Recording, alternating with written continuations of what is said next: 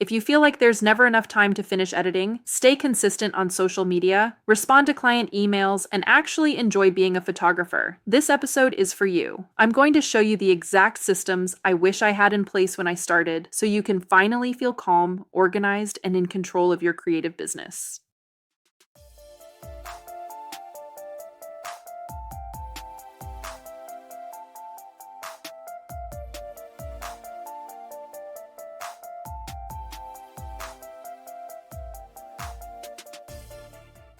Here was a time when I thought hustle was the whole point. If I wasn't staying up late editing, answering emails at midnight, or booking clients during lunch breaks, I felt like I was slacking off. I had this idea in my head that running a photography business was supposed to feel chaotic, that overwhelm was just part of the package. And because I didn't know any better, I let that mindset run the show. Back then, a typical day looked like this. I'd wake up already behind. Coffee in one hand, to-do list in the other, and zero actual direction. I'd jump into editing because it was overdue, then interrupt that to respond to DMs, then realize I hadn't posted anything to social media in days. So I'd try to whip up a caption, get frustrated, switch to emailing clients, and by the time I looked up, it was 11 p.m. and I still hadn't eaten dinner. Sound familiar? The truth is, most beginner photographers don't have a workflow. They have a wish list, a hope that everything will magically fit into a day that's already full. But hoping your business will organize itself is like expecting a messy closet to clean itself. It doesn't happen. And eventually, all that chaos catches up with you. Now, I want to be super clear about something before we go any further. The daily workflow I'm about to walk you through isn't a strict routine. It's not about productivity hacks or rigid schedules. It's about rhythm. It's about finding the flow that fits your business, your energy levels, your clients, your goals. It's a foundation, not a formula.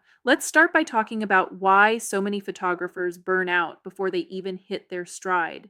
See, most people assume photography is just about taking photos and editing them. That's the fun part, right?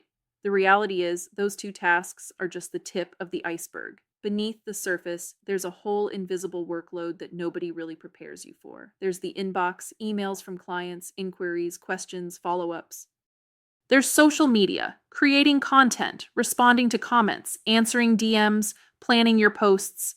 Then there's the business side, contracts, invoices, CRM updates, session planning, wardrobe guides. Don't forget marketing, blogging, SEO, newsletters, Pinterest pins, and of course, gear maintenance, file backups, gallery uploads, print orders. It's not just take photos, edit photos. It's a never-ending list of small, important tasks that all demand your attention. And then there's the emotional labor.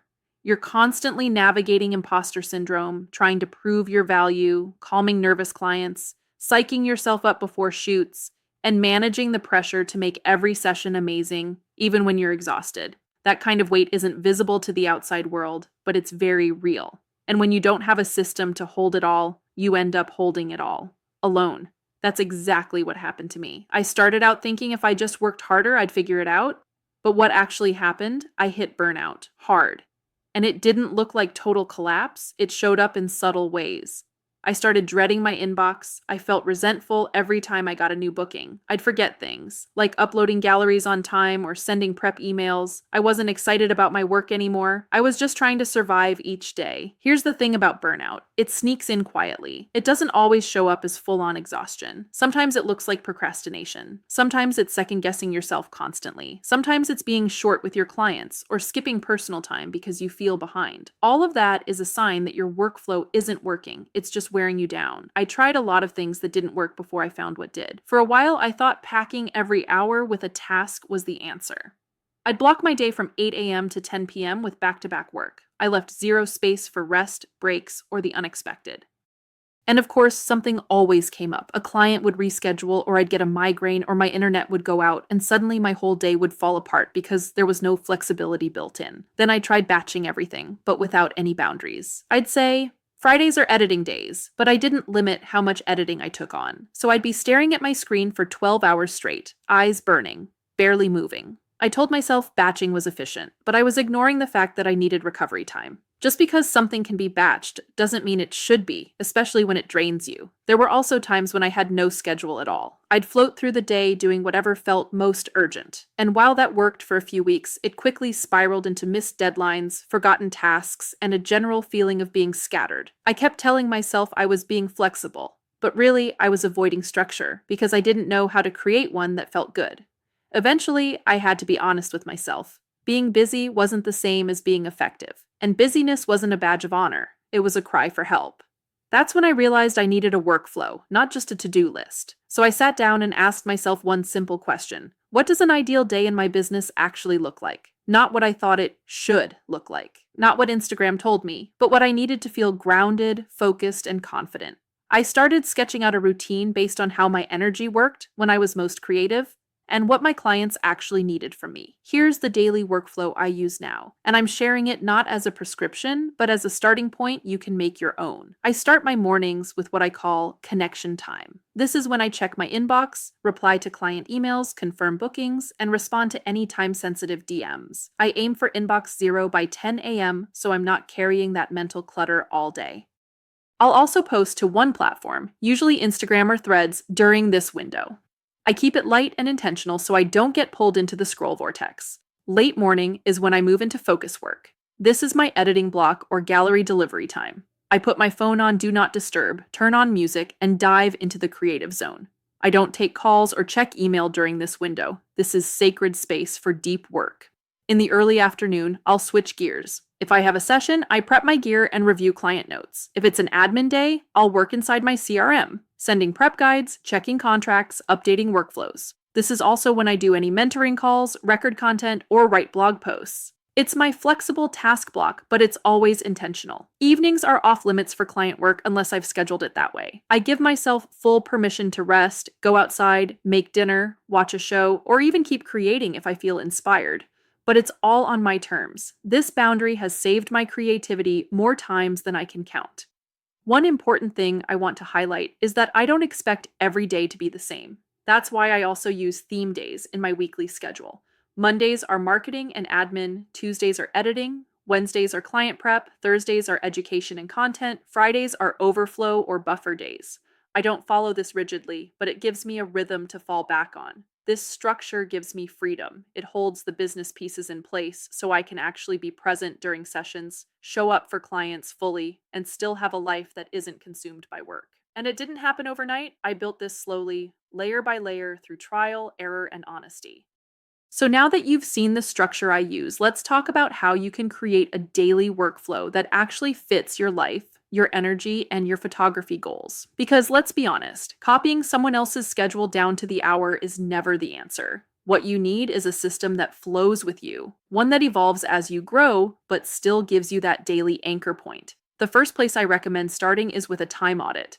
This sounds boring, I know, but it's one of the most eye-opening things you can do. For one full week, track where your time actually goes, not where you think it goes, where it truly goes. Every task, every scroll break, every client call, every snack run, every time you sit down to edit, but somehow end up color-coding your folders instead. Be brutally honest. You're not judging yourself, you're collecting data, and that data will show you your patterns. When I did this, I realized that I was losing hours every week to indecision. I'd sit down at my desk and spend 45 minutes just figuring out what to do first, or I'd bounce between editing, Canva, emails, and social media without finishing anything. Once I saw the patterns, I could start building intentional time blocks that protected my energy and focus. Next, think about your energy highs and lows throughout the day. Are you someone who's sharpest in the morning? Then put your most important creative work early in the day. Do you get a second wind at night? Save your social captions or planning sessions for the evening. There is no one-size-fits-all productivity cycle. Your job is to find yours and work with it, not against it. Now let's talk about goals. Your workflow should reflect what you're trying to achieve. Are you trying to book more clients? Then your mornings might include time for outreach, blog writing, or posting consistently on the platforms that matter most to your audience. Are you trying to improve turnaround times? Then your schedule might prioritize editing sprints, gallery automation, and faster delivery workflows. Maybe you're trying to build a reputation for amazing client experience. In that case, your workflow might emphasize communication, setting aside time to follow up, sending handwritten thank you cards, or updating prep materials regularly. The point is, your daily routine should connect directly to your current goals. Otherwise, you're just staying busy without making real progress. One of the biggest mistakes I see beginner photographers make is trying to cram too much into one day. There's this pressure to do everything every single day. Shoot, edit, market, post, plan, reply, repeat.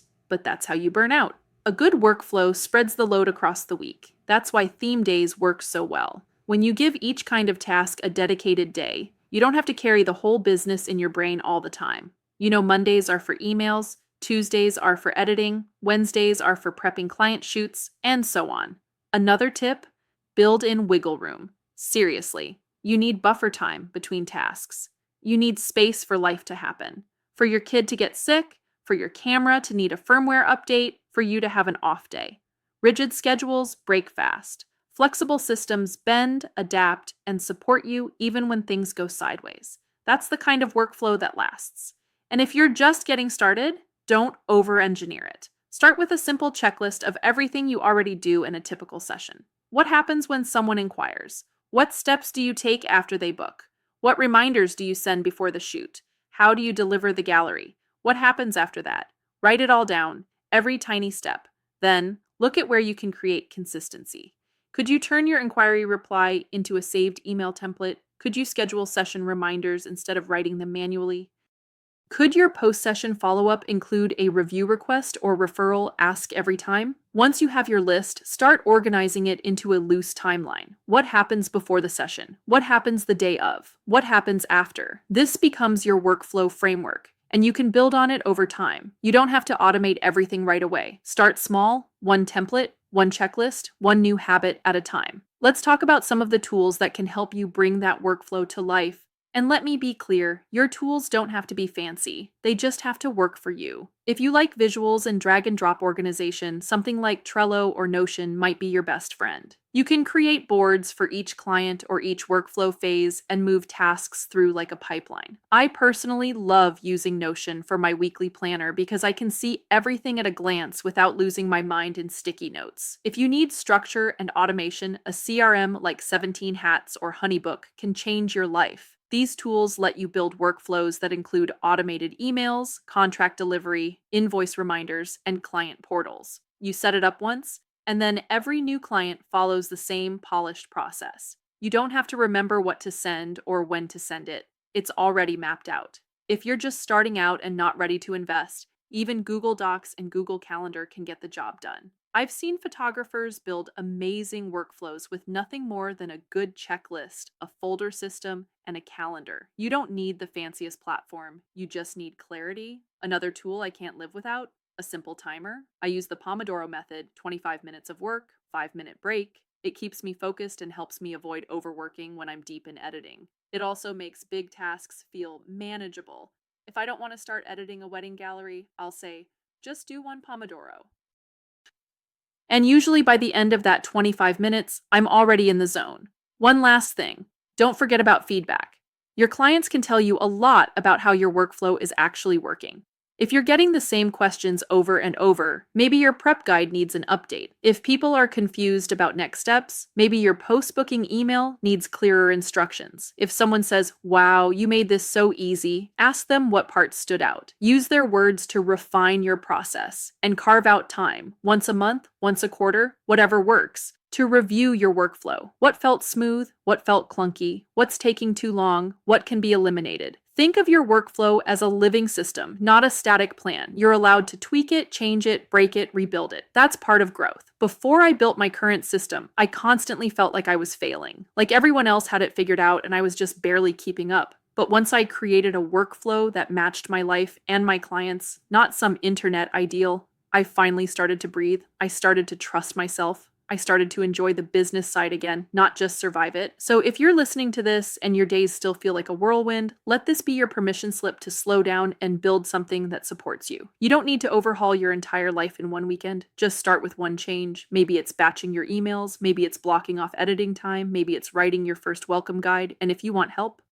I've put together a free daily photographer workflow template you can grab. It'll walk you through setting up a basic daily rhythm and give you ideas you can adapt to your own schedule. Whether you're just starting out or deep into building a business, this tool is a great way to start creating your own flow. I'll leave you with this reminder: your work matters, and so does your well-being. You became a photographer because you love the craft, not because you wanted to feel burned out all the time. You're allowed to build a business that fits your life, not the other way around. Start small, stay consistent. Your workflow will grow as you do.